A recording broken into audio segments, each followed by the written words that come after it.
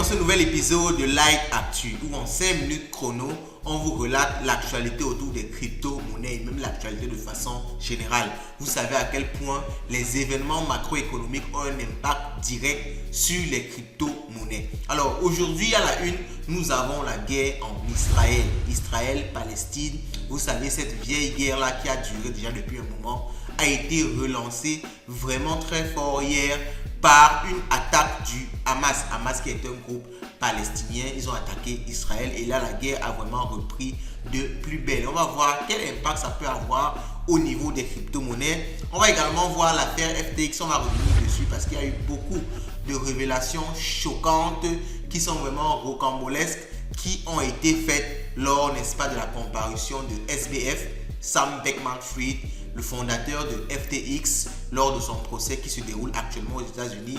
Et on va terminer, n'est-ce pas, par le hack de HTX. Il y a eu une nouvelle consonance, ce hack-là qui avait causé des pertes de plusieurs millions de dollars. Il y a eu une restitution des fonds par l'attaquant. On va voir exactement de quoi il s'agit. Allons-y, let's go.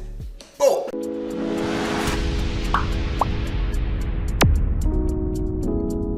On commence par le conflit israélo-palestinien. Alors, avant de commencer, je tiens déjà à préciser que moi, je ne prends pas part, je ne prends pas de parti, je ne suis pas pour Israël ou bien pour la Palestine.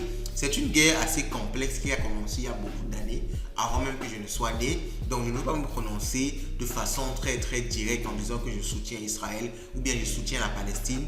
Je présente juste les informations que j'ai pu trouver au sujet de cette guerre. On va commencer déjà par ce tweet-ci que nous avons fait sur notre chaîne Twitter ou bien X. Vous pouvez aller voir et vous abonner par la même occasion. Light Finance 237, où la communauté crypto d'Israël a créé, n'est-ce pas, un mouvement, une organisation humanitaire, Crypto Aid Israël, dans l'espérance de collecter des fonds en crypto-monnaie pour soutenir les familles, trouver la nourriture aux familles et aux abris. Alors je pense qu'il y a la même chose aussi pour le côté du Hamas, pour le niveau de la Palestine.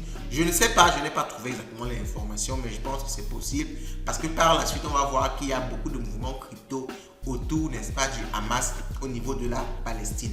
Alors le site que j'ai pu trouver, c'est cryptoaidisrael.com. Donc pour ceux qui sont intéressés à faire un don, vous pouvez y aller.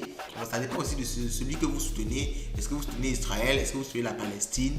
Parce que pour les petits éléments d'histoire que j'ai pu tirer, on va dire quand même que c'est Israël qui essaie un peu d'abuser, entre guillemets, de la Palestine. Mais bon, ça dépend de vous. Moi, je vous donne juste mon petit avis comme ça, rapidement. C'est à vous de voir. Alors, il y a cet autre tweet-ci, alors qui précise quelques éléments, quelques enjeux. Et comme je vous ai dit, on va essayer d'étudier un peu l'impact, n'est-ce pas, sur le prix des crypto-monnaies de cette guerre-ci. Et on dit déjà que la hausse du prix du pétrole à la pompe et le coût de la vie, c'est à cause de la guerre israélo-palestinienne. Alors ça, c'est juste pour faire rire parce que vous savez, actuellement, tout est justifié un peu par les différentes guerres qu'il y a dans le monde. Alors, actuellement, on essaye de voir qu'est-ce qui va se passer dans cette guerre-ci. Parce que la guerre a commencé, n'est-ce pas? En fait, la guerre a été relancée parce que c'est une ancienne guerre. Elle a été relancée, n'est-ce pas, par cette attaque-là du Hamas qui est un groupe palestinien contre Israël. Mais on est inquiet en fait par rapport à ce qu'on appelle souvent de l'escalade, ok? On est inquiet par rapport à l'escalade.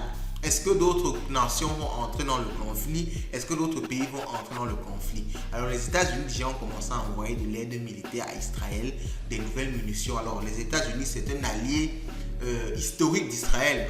D'ailleurs, je ne sais pas trop pourquoi, mais les États-Unis supportent énormément Israël. Donc, ils ont déjà commencé à envoyer de l'aide militaire à Israël. Alors, il faut rappeler quand même que c'est le Hamas en Palestine qui attaque Israël.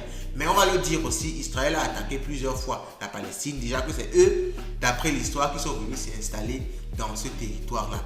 Donc, on va dire que on ne sait pas vraiment qui attaque qui au final parce que c'est vraiment un conflit bilatéral. Donc, les États-Unis sont en train de s'impliquer en envoyant de l'aide militaire à Israël. Mais il faut le dire quand même, les États-Unis, on va dire qu'ils s'immiscent partout. Un petit truc, ils envoient déjà de l'aide pour eux. Et c'est comme ça que la guerre reprend encore des forces. Alors, on passe sur ce troisième article-ci. Israël ferme les comptes de crypto-monnaies du Hamas. Donc, le Hamas, c'est le groupe qui a attaqué Israël. Et la branche cybernétique d'Israël, on va dire qu'Israël est reconnu pour avoir une énorme force en termes d'attaques cybernétiques, de branchées cybernétiques. De la police israélienne a géré les comptes crypto-monnaies appartenant au groupe terroriste palestinien du Hamas, indique la police dans un communiqué. Donc, le Hamas utilisait des comptes pour collecter des fonds sur les réseaux sociaux depuis samedi, selon le noté du porte-parole de la police. Donc, vous voyez un peu, cette guerre-là, ça se déporte déjà autour des crypto-monnaies. Alors, quel est l'impact qu'on peut avoir dans les crypto-monnaies par rapport à cette guerre-là? On peut déjà constater que depuis la guerre, le début de la guerre, les crypto-monnaies ont connu une chute de près de 1%. C'est en train de remonter même un peu. Hier, il y avait une grosse chute autour des crypto-monnaies. Donc, parce qu'à l'instant T, quand il y a ce genre d'annonce là, beaucoup de personnes paniquent et ils se mettent à vendre, fortement. Mais on laisse quand même penser que avec cette guerre là, étant donné que beaucoup de fonds vont circuler en crypto-monnaie, il y aura une forte volatilité sur les crypto-monnaies. Donc, c'est un peu ce qui s'est passé. Donc, des chutes, des remontées, des chutes, des remontées. En même temps, si les États-Unis s'impliquent dans la guerre et souhaitent soutenir Israël de façon financière, ils ont déjà commencé de façon militaire, il peut y avoir de l'inflation aux États-Unis, ce qui va entraîner, n'est-ce pas, beaucoup d'argent dans l'économie mondiale. Et en général, quand il y a beaucoup d'argent comme ça, quand il y a une forte inflation, les crypto-monnaies s'apprécient, prennent de la valeur. Donc, ce qu'on peut s'attendre dans ce conflit-ci, c'est que les crypto-monnaies vont prendre un peu de valeur, mais il y aura surtout beaucoup de volatilité. La seconde affaire qui nous intéresse, c'est l'affaire FTX. On va essayer de vraiment être très très concis parce qu'il y a pas mal d'informations et vous le savez, on essaie de faire tenir cette émission aussi sur 5 minutes, ce qu'on n'arrive même pas déjà à faire totalement.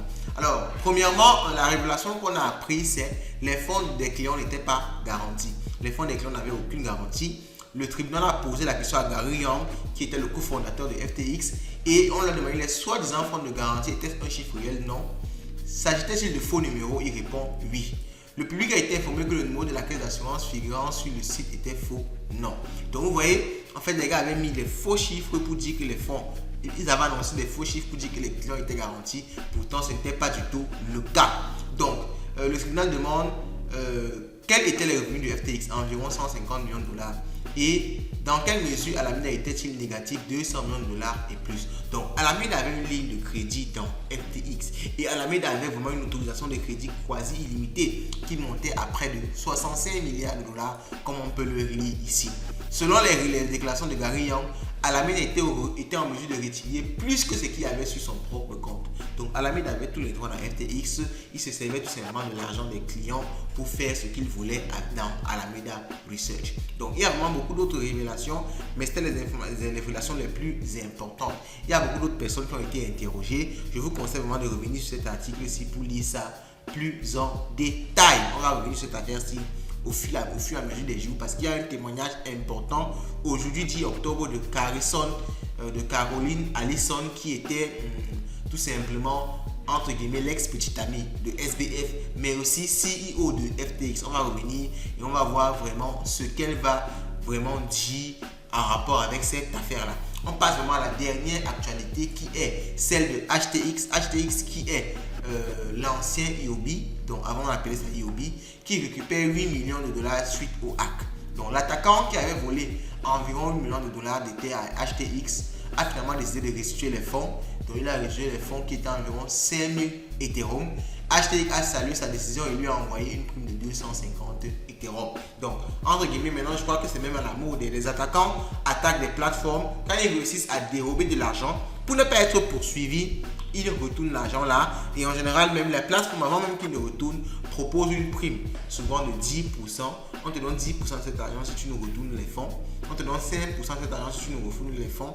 Et c'est entre guillemets ce qui s'est passé ici, parce qu'il a retourné tous les fonds et la plateforme l'a remercié avec une prime de 250 Ether. En fait, c'est entre guillemets, c'est pas mauvais parce que ça sert aux plateformes à tester leur robustesse. Parce que s'il réussit à attaquer la plateforme, il réussit à dérober de l'argent, il a tout simplement exposé une faille de sécurité qui est énorme et qui pouvait conclure, qui pouvait conduire à un vol plus important. Donc la plateforme, entre guillemets, c'est un peu comme s'il avait travaillé pour elle, c'était un consultant indépendant et il fallait en retour le payer. Donc c'est ce qui s'est passé entre guillemets. Donc Zach, je oublie tout de prononcer bien ce nom-ci.